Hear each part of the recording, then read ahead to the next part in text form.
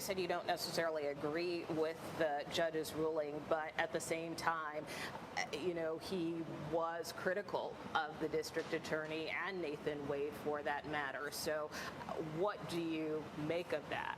Well, judges have been critical of Fani Willis before. If you remember, Fani Willis was disqualified as to one of the potential defendants, Burt Jones, who's now our lieutenant governor, because she decided to go do a political fundraiser for his political opponent. So Fani Willis, in my opinion, has continued to show at minimum horrible judgment.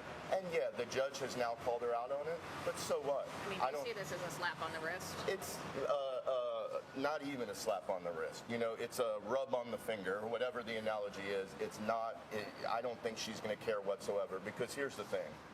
If you're okay as the elected district attorney with going into court, taking an oath to tell the truth, and then perjuring yourself, you're not really going to care at the end of the day if the judge gives you, let's call it a little slap on the wrist. She's going to, I guarantee you, declare this or think this as a victory. And if I were her, I would as well. I mean, in terms of your involvement with the district attorney's office, did you personally witness or hear any rumblings about this relationship that they had? All I'll say is that's something that Ashley Merchant, who is an incredible lawyer, has been working on for a long time.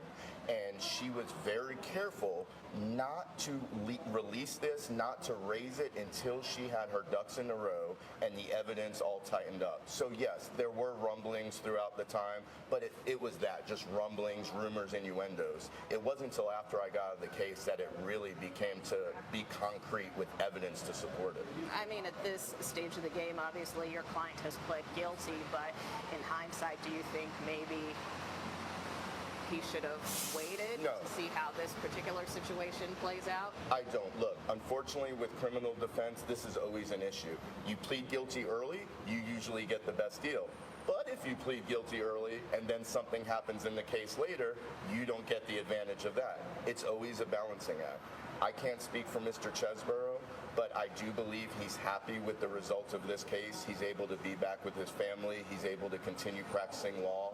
So is this all frustrating? I'm sure it is, but I think that he's happy with where he is. And ultimately, what do you think this means for the outcome of the 2020 election interference case based on the ruling today? I don't think the ruling is going to affect it much, except this. I already did not believe that there was any chance this case would go to trial before November 2024.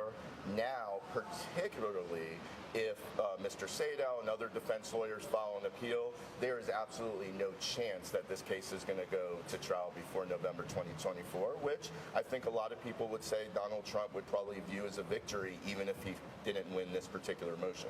All right, Scott Grubman, thank you so much for joining us. Anne-Marie and Vlad, back to you. Hey, Nicole, thank you very much. All right, so we're going to continue our coverage of this breaking news out of Georgia that Fani Willis was not found to be disqualified. Exactly. To serve in the role that she has in prosecuting former President Trump's election interference case. But she's got a tough decision to make, and we're going to dig into that after the break.